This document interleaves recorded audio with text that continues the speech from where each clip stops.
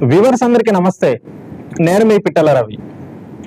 పార్లమెంట్లో అమిత్ షా సంచలనమైన బిల్లుని ప్రవేశపెట్టడం జరిగింది.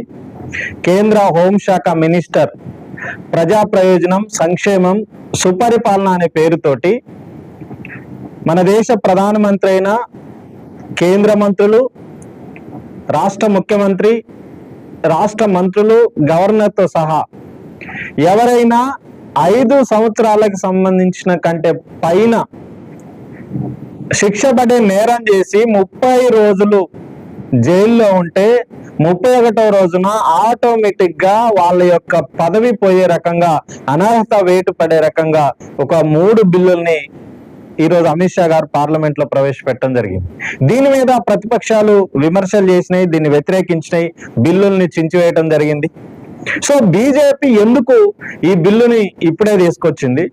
వాస్తవంగా 2 రోజులు అంటే రేపు ఈ పార్లమెంట్ సమావేశాలు ముగుస్తాయి.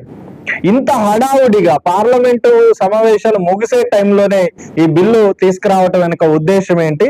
అసలు ఈ బిల్లులో ఏముంది? ఈ బిల్లు వస్తే మన దేశానికి ఎట్లాంటి లాభం జరిగిద్ది, నష్టం జరిగిద్ది అనే విషయాలు మనం మాట్లాడుకోవాల్సిన అవసరం ఉంది. వాస్తవంగా ఈ బిల్లు వినడానికి చాలా అద్భుతంగా అనిపిస్తుంది.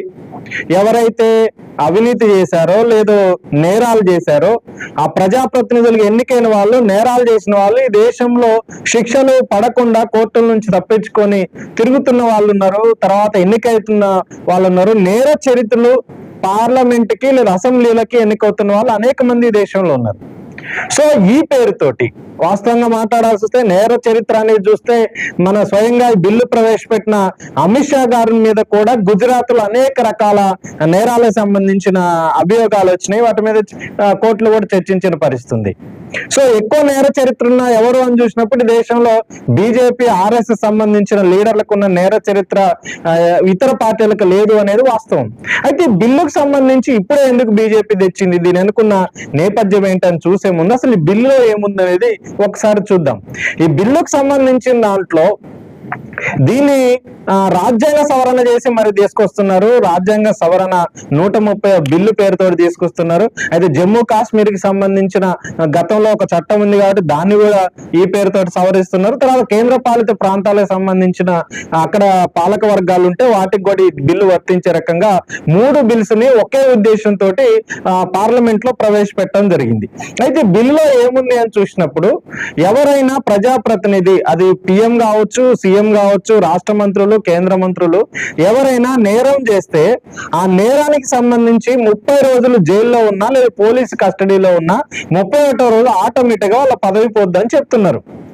దీంట్లోనే ఇది చెప్పడం వల్ల బీజేపీ ఏం క్లెయిమ్ చేస్తుందంటే మేము నేరపూరిత ప్రజాప్రతినిధుల మీద యాక్షన్ తీసుకుంటున్నాం, ఆ రకంగా దేశంలో ఒక స్వచ్ఛమైన పాలన అందించడానికి ప్రయత్నం చేస్తున్నాం అని చెప్తుంది. కానీ వాస్తవంగా ఈ పేరుతోటి దేశంలో ఒక ప్రజాస్వామ్య వ్యవస్థని లేదు సమైక్య వ్యవస్థని, రాష్ట్రాలకు కేంద్రాలకు మధ్య ఉన్న ఏదైతే అనేక సంబంధాలు ఉన్నాయో ఆ సంబంధాలన్నిటి ధ్వంసం చేసే రకంగా, రాష్ట్రాల మీద పెత్తనం చెలాయించే రకంగా ఈ బిల్లు ఉంది అనేది ఒక పెద్ద ఎత్తున విమర్శ వస్తుంది. దీంట్లో వాస్తవం ఎంత? ప్రతిపక్షాలు కూడా దీన్ని ప్రధానంగా వ్యతిరేకిస్తున్నాయి. ప్రధానంగా సిపిఎం పార్టీ, లెఫ్ట్ పార్టీలు, ఇండియా బ్లాక్ సంబంధించిన పార్టీలన్నీ కూడా దీన్ని ఈ రోజు పార్లమెంట్ లో వ్యతిరేకించినాయి. ఎందుకు? వాళ్ళు చెప్తున్న అభ్యంతరాలు ఏంటి అనేది ఒకసారి చూడాల్సిన అవసరం ఉంది. అయితే ఇప్పుడే ఎందుకు గుర్తుకొచ్చింది? పార్లమెంటు ముగింపు లోపు, అంటే ఇప్పటికిప్పుడు రేపు ముగింపు పార్లమెంట్ సమావేశాలు ఉన్నాయి. ఇప్పుడు ఇస్తే అసలు దీని మీద చదువుకోవటానికి కానీ దీని మీద పూర్తి స్థాయి విచారణ చేసుకొని ఆ బిల్లులో ఉన్న అంశాలన్నింటినీ కూలంకుషంగా చర్చించుకొని ప్రతిపక్షాలు పార్లమెంట్ లో మాట్లాడే అవకాశం కూడా ఇవ్వకుండా హడావుడిగా తీసుకొచ్చారంటేనే దీంట్లో ఒక కుట్ర కోణం దాగుందనే విషయం మనకి స్పష్టంగా కనిపిస్తుంది. అంటే ప్రభుత్వం చర్చ జరగకూడదు అనుకుంటుంది ఈ బిల్లు మీద. చర్చ జరిగితే ఈ బిల్లులో ఉన్న లోపాలు లేదా ఈ బిల్లులో ఉన్న కుట్ర మొత్తం దేశ ప్రజలకు అర్థమవుద్ది అనే ఒక భయం కూడా ఈ బీజేపీ పార్టీకి ఉందనేది స్పష్టంగా కనిపిస్తుంది. అయితే ఇక్కడ ప్రజాప్రతినిధులకు సంబంధించి అనర్హత వేటు లేదా నేరాలు చేసిన వాళ్ళ మీద చర్యలు తీసుకునే అంశం గతంలో చట్టం లేదా? ఇప్పుడే కొత్తగా బీజేపీ చట్టం తీసుకొస్తుందా అనేది ఒకసారి చూడాలి. గతంలో కూడా చట్టం ఉంది. మన రాజ్యాంగానికి సంబంధించి 1951 ప్రజా ప్రాతినిధ్య చట్టం ప్రకారం ఈ అనర్హత వేటు నేరం చేసిన ప్రజాప్రతినిధులు, మినిస్టర్లు గాని, అది ప్రధానమంత్రితో సహా ఎవరి మీద చర్య తీసుకునే హక్కు అనేది మనకి రాజ్యాంగం ఇచ్చింది. ఆ దాంట్లో భాగంగానే సెక్షన్ 8(3)లో ఒక స్పష్టమైన గైడ్ లైన్స్ కూడా ఉన్నాయి. అప్పుడు చెప్పిన ఆ సెక్షన్ లో ఉన్న అంశాలు ఏంటంటే, ఎవరైనా ప్రజాప్రతినిధులు, మినిస్టర్లు, లేదు ప్రధాన ముఖ్యమంత్రి, లేదు ఎవరైనా ప్రధానమంత్రి కావచ్చు, 2 సంవత్సరాల నుంచి 5 సంవత్సరాల వరకు జైలు శిక్ష పడ్డ ఎవరైతే ప్రజాప్రతినిధులు ఉంటారో వాళ్ళ మీద అనర్హత వేటు వేయవచ్చు అనేది ఈ చట్టం స్పష్టంగా చెప్తుంది. అదే సందర్భంలో నేరం రుజువైన నాటికి ఎవరైతే నేరం రుజువు అవుతుందో ఆ రుజువైన సందర్భంలో 5 సంవత్సరాలు 2 సంవత్సరాల నుంచి 5 సంవత్సరాల వరకు శిక్ష అనుభవించడం ఒక్కటే కాదు, ఈ చట్టంలో ఇంకొకటి ఉంది ఏంటంటే, శిక్ష అనుభవించిన తర్వాత కూడా ఒక ఉదాహరణకు ఒక ప్రజాప్రతినిధి తప్పు చేసి 5 సంవత్సరాలు ఆయనకి జైలు శిక్ష పడ్డది, మళ్ళీ 5 సంవత్సరాల తర్వాత ఆయన విడుదలైతే ఆ విడుదలైన కాలం నుంచి 6 సంవత్సరాల వరకు ఎటువంటి ఎలక్షన్ లో ఆ ప్రజాప్రతినిధిగా ఉన్న వ్యక్తి, డిస్క్వాలిఫై అయిన వ్యక్తి పోటీ చేయడానికి వీల్లేదు అనేది స్పష్టంగా చట్టం చెప్తుంది. ఇప్పుడు నేరాలు ఈ దేశంలో జరిగితే, లేదు అవినీతి జరిగిన ఇతర క్రైమ్ లో భాగస్వామ్యమైన ప్రజాప్రతినిధులు ఉన్నా వాళ్ళ మీద చర్య తీసుకోవాల్సిందే, నేరాన్ని నిర్ధారించాల్సింది అప్పుడు కోర్టులు. మన దేశంలో కోర్టులోనే న్యాయం అనేది దొరుకుతుంది. నేరాల వాళ్ళకి విచారణ జరిగి ఆ రకమైన శిక్షలు అనేది నిరూపణ అయినాకనే శిక్షలు వేస్తారు. ఆ శిక్ష పడ్డ తర్వాత మాత్రమే ఈ డిస్క్వాలిఫై అనేది అమలు జరుగుద్ది అనేది మన 1951 ప్రజా ప్రాతినిధ్య చట్టం స్పష్టంగా చెప్తుంది. కానీ ఆ చట్టం ఉండగా ఇప్పుడు ఈ కొత్త చట్టం ఎందుకు తీసుకురావాల్సి వచ్చింది? ఆ చట్టానికి ఈ చట్టానికి మధ్య ఒక భిన్నమైన తేడా ఉంది. ఒక కుట్ర అయిన ఈ చట్టం అనటానికి ఒక ఉదాహరణ ఏమిటని చూసినప్పుడు, ఈ చట్టంలో 1951 చట్టంలోనే శిక్ష పడ్డ తర్వాతే అనర్హత వేటు పడిద్ది. ఇప్పుడు బీజేపీ తీసుకొస్తున్న చట్టంలో ఎట్లాంటి నేర నిరూపణ జరగాల్సిన అవసరం లేదు.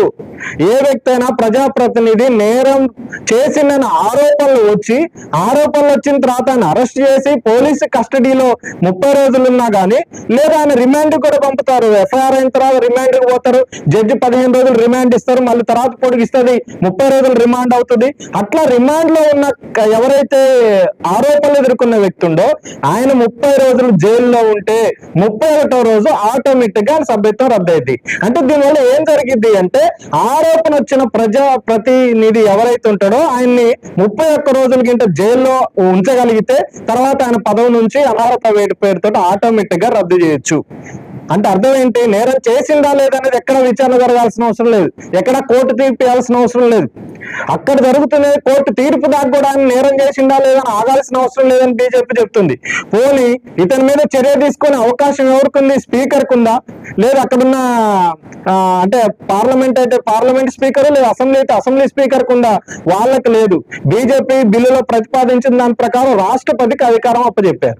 అంటే రాష్ట్రపతిని ఎవరు నియమిస్తారు, అది ఎవరి అండర్ లో పనిచేస్తుంది దేశంలో తెలుసు. కాబట్టి బీజేపీ రాష్ట్రపతిని కంట్రోల్ చేస్తుంది అనేది మనందరికీ తెలియని విషయమేం కాదు. ఇవాళ పదవికి ఎన్నికైన వాళ్ళంతా బీజేపీ బ్యాక్గ్రౌండ్ లో అలా క్రియాశీలకంగా పనిచేసి ఎన్నికైన వాళ్ళే ఉన్నారు. ఇప్పుడు మొత్తం చరిత్ర చూసుకున్నా అదే జరుగుతుంది.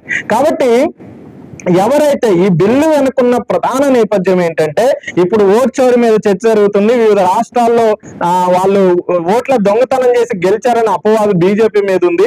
ఓటు చోరీలు చేసినా కొన్ని రాష్ట్రాల్లో గెలవలేని పరిస్థితి బీజేపీ. అది సిపిఎం నాయకత్వంలోని ఎల్డిఎఫ్ కేరళ గాని, తమిళనాడు రాష్ట్రం గాని, ఇటు తెలంగాణ గాని, ఇంకా చాలా రాష్ట్రాలు ఉన్నాయి బీజేపీ గెలవలేని రాష్ట్రాలు.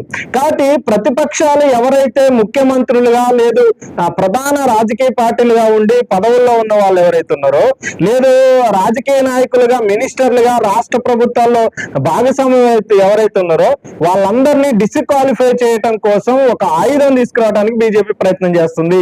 అంటే ఈ చట్టాన్ని తీసుకొచ్చేది స్వపరిపాలన, లేదు నేరాలు చేసిన ప్రజాప్రతినిధుల మీద అనర్హత వేటు వేయటం కోసం కాదు. ఈ దేశంలో బీజేపీకి వ్యతిరేకంగా, బీజేపీ బీజేపీ అవినీతిని ప్రశ్నించే వాళ్ళు, లేదు బీజేపీ నిరంకుశ పాలనని ప్రశ్నించే ఎవరైతే ప్రజాప్రతినిధులు ఉన్నారో, లేదు రాష్ట్రాల్లో ముఖ్యమంత్రులుగా ఉన్న పార్టీలు, ప్రాంతీయ పార్టీలు కావచ్చు, అది ప్రతిపక్ష పార్టీలు వాళ్ళు ఉన్నారో వాళ్ళందరినీ జైలులో పెట్టడం, ఆ జైలులో అక్రమ కేసులు ఇరికించి జైలులో ఉంచడం, జైలులో ఇరికించిన తర్వాత వాళ్ళని డిస్క్వాలిఫై చేయడం, ఇది ఇప్పుడు బీజేపీలో ఉన్న ప్రధానమైన కుట్ర. ఆ కుట్ర దాన్ని అమలు చేయడం కోసమే వీరిని ఒక ముద్దు పేరు పెట్టి చట్టాన్ని తీసుకొస్తున్నారు అనేది దీంట్లో ఒక స్పష్టంగా కనిపిస్తుంది. అదే సందర్భంలో ఇప్పుడు ఈ చట్టాన్ని తీసుకొచ్చిన తర్వాత జరిగేదేంటి అని చూసినప్పుడు ఇప్పటికే బీజేపీ అందరినీ చాలా మందిని జైలులో పెట్టింది.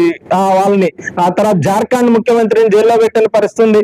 తర్వాత తెలంగాణకి సంబంధించి, ఆంధ్రప్రదేశ్ లో ఉన్న దాంట్లో ఢిల్లీకి సంబంధించి, కర్ణాటక సంబంధించి చాలా ప్రతిపక్ష పార్టీలు బలంగా ఉన్న అనేక రాష్ట్రాలకు సంబంధించిన మినిస్టర్లని, లేదు ప్రధాన ముఖ్యమంత్రులు కూడా జైల్లో పెట్టిన సంఘటనలు అనేకం ఈ దేశంలో. అంటే ప్రతిపక్షాన్ని ఎరాజ్ చేయడం కోసం ఇది ఒక ఆయుధంగా బీజేపీ వాడిద్ది. దీని అనుకున్న ఇంకా నేపథ్యం ఏంటంటే రాజ్యాంగాన్ని ధ్వంసం చేయటం కూడా దీంట్లో ఉంది.